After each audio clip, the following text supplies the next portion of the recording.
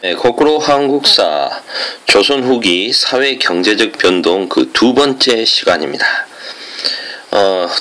이 시간에는 상품 화폐 경제 발달, 지난 시간에 좀 시간이 부족해서 녹화하다가 좀 덜했던 부분을 좀 이어서 진행하도록 하겠습니다.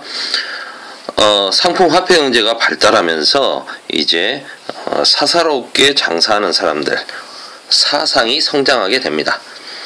대동법을 실시하게 되면서, 대동법은 아시죠? 각 지역의 백성들이 집집마다 특산물을 현물로 바치던 대신에 대동미 1결당 12두의 쌀로 내게 되었고, 이렇게 되면서 이제 그 쌀을 나라에서는 모아서 이 대동미를 가지고 공인들에게 주어서 이 공인들이 돌아다니면서 필요한 물건을 사는 거 아닙니까? 그래서 공인이 등장하게 되죠. 대동법을 시행하게 되면서 이 공인이 등장한 뒤에 이 사람들이 이제 그 막대한 양의 대동미를 가지고 국가와 왕실에서 필요한 물건을 사다 보니까 이들이 상업활동, 상권을 주도하게 됩니다. 이렇게 되다 보니까 이제 특정 물품에 대해서는 거의 독점권을 확보를 하게 되는 거죠. 이러면서 도매상인, 도매업에 종사하는 큰 상인인 도고로 성장을 하게 됩니다. 시전 상인들이 갖고 있었던 금난정권, 기억나십니까? 금난정권? 신해통공 정책으로 정조가 폐지했던 거죠. 난전을 금지하는 권리, 독점 판매권이죠. 도성 내에서 특정 물건에 대해서는 자기들만 팔 수 있다라는 거 아닙니까? 이게 폐지되면서 이제 더욱더 자유상인인, 개인상인, 사사로운 상인인 사상들이 크게 성장하게 됩니다. 이 사상들은 개인적으로 사상들은 시전 상인들과 그리고 이제 이미 성장했던 공인들, 이런 사람들하고도 또 이제 경쟁을 하면서 서울에서의 종로, 칠패 등에서 이제 점점 세력을 키워가는 거죠. 상권을 넓혀가면서 시전 상인들의 상권을 잠식해가고, 일부 사상들은 이제 도고 상인은 상업을 전개하는 큰 손으로 상업 자본가로 성장을 하게 됩니다. 이렇게 되는 거 아니겠습니까?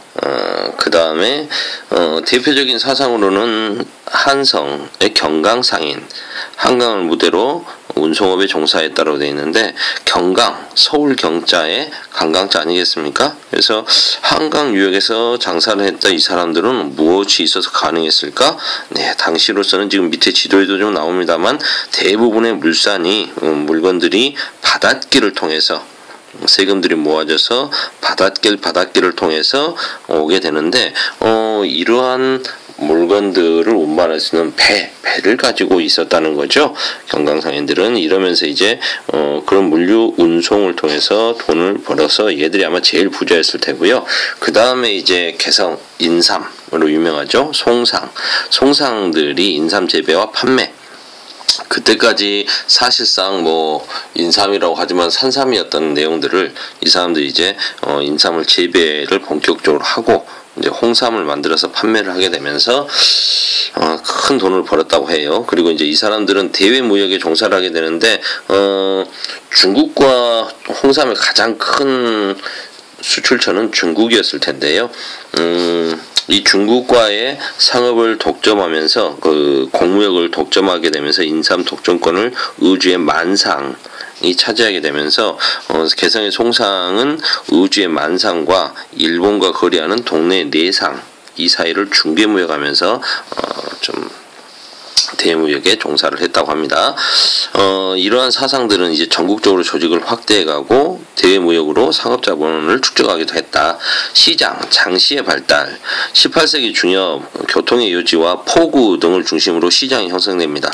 왜 포구가 큰 시장이 형성됐는지는 아까 설명 중에 잠깐 언급이 됐죠. 많은 대부분의 세금들이 물류가 바닷길을 통해서 모이게 됩니다. 바닷길로 모여서 바닷길로 서울로 오게 되는 거죠. 한 번에 서울로 올 수가 없습니다. 중간중간에 포구에 들려서 쉬어가야 되지 않겠습니까? 그래서 그런 물류의 집산지인 포구들이 성장을 하게 된다. 그 중에 이렇게 크게 성장했던 것 중에 은진의 강경포, 덕원의 원산장 이런 데는 이제 아예 시장이 상설화되기도 했답니다. 계속 이렇게 하다 보니까 아예 상설 시장이 돼버린 거죠. 상설 시장으로 변한 곳은 방금 말씀드렸습니다만 이런 곳 은진의 강경장, 덕원의 원산장 이렇게 되면서 이제 전국적인 유통망을 연결하는 상업 중심지로 이제 시장이 장시가 성장을 하게 됩니다. 전국에 1000여 곳 정도가 만들어졌다고 하고요. 이런 장시를 돌면서 장사하는 사람들, 장을 돈다? 그렇죠? 장돌뱅이. 바로 그림의 보부상들입니다. 이렇게 활약하는 사람들이 바로 보부상. 보부상은 보상과 부상의 합성어입니다.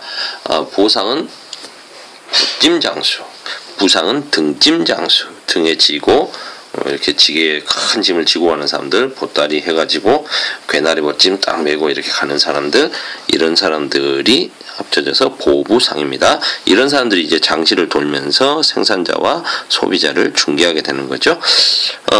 보구는 뭐 아까 말씀드렸던 내용이고요. 쇠고기나 소장료 운송의 거점. 그러다 보니까 포구가 상업의 중심지로 성장하게 된 건 자연스러운 모습이고요. 이러면서 이제 상인들 중에서 선박을 이용해 물품을 구입하고 판매하는 사람들, 뭐 이런 사람들이 나오게 됐다는 거지 않습니까? 이런 사람들을 배가 있다 해서 선상이라고 합니다.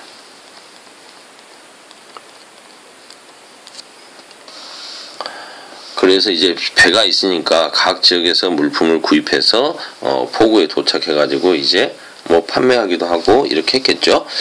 이렇게 되면 이제 그 사람들이 머무는 곳, 객주나 여각 이런 데서는 그런 물건을 보관도 해주고 또 중개도 해주고 그리고 이제 그 사람들 자야 되니까 숙박도 하면서 또 활약을 하게 됩니다. 지금 지도에 나타나는 거 보시면 재밌는 것들을 뭐 몇 가지만 이야기해 볼까요? 대화장 기억나세요? 메밀꽃 필 무렵 거기에 등장하는 곳이 대화장이죠. 소설 메밀꽃 필 무렵에 등장하는 거고 안성이 눈에 띄네요. 이래서 안성맞춤, 안성에서 유기 분들을 많이 제작했죠. 안성맞춤이라는 말이 나오는 거고요. 우리 그 지역에서는 대구 읍내장도 있지만 대구 양령시 약초 같은 것들이 거래되는 전국의 3대 시장이었죠. 넘어가겠습니다. 대외무역, 상업발달로 대외무역도 활성화되는데 대외무역은 크게 두 가지, 개시와 후시로 나눠집니다. 개시는 10개자 시장을 열었다. 이게 공식적인 시장이고요. 공무역입니다. 공무역 형태로 이루어지는 거고 후시는 뒤웃자니까 뭐겠어요. 정식적인 시장문 닫고 나서 몰래 하는 사무역 또는 밀무역을 이야기하는 겁니다. 일부 상인들은 사신과 동행하면서 무역 활동을 했다. 이런 부분에서는요. 조선이라고 하는 나라가 머리를 잘 쓴 것도 있는데 선생님 밑에 미리 써놨습니다. 팔포무역이라는 걸 허용해 줬어요. 팔포무역이라는 건 뭐냐? 포대기 하나에 홍삼을 넣으면 10근 정도가 들어간답니다. 그래서 요 인삼, 홍삼 10근을 한 포라고 했을 때 8개 포까지 경비로 쓸 수 있도록 무역을 할 수 있도록 허용해 주는 게 팔포무역입니다. 그럼 홍삼 80근이지 않겠습니까? 이걸 가지고 이제 중국에 가면서 비용으로 쓰고 사신단의 비용으로 쓰고 그리고 이제 오고 가는 비용으로 쓰라는 건데 가서 이게 홍삼을 팔고 비단을 사고 은으로 바꿔가지고 경비로 쓰고 또 거기서 비단을 사서 조선에 들어와서 팔기도 하고 이러면은 돈을 벌 수가 있겠죠. 무역을 하는 거죠. 청나라의 무역은 국경지대를 중심으로 금, 은, 인삼을 수출하고 비단, 약재, 문방구 등을 수입했다라고 돼 있는데 뭐 국경지역에서 유명했던 것이 이제 중강개시 공무역이죠.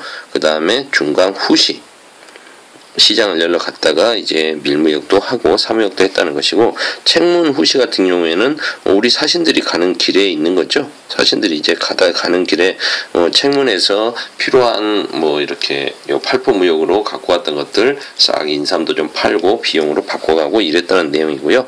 그 다음에 함경도 쪽에서는 회령과 경원지역에서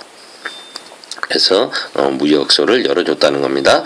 그 다음 일본과는요 기후약조로 다시 국교가 정상화되면서 외관에서 동래부에 있는 부산 동래부의 외관에서 무역을 하게 됩니다. 이때 이제 일본과의 무역을 많이 했던 상인들이 당연히 동네 상인들 내상입니다.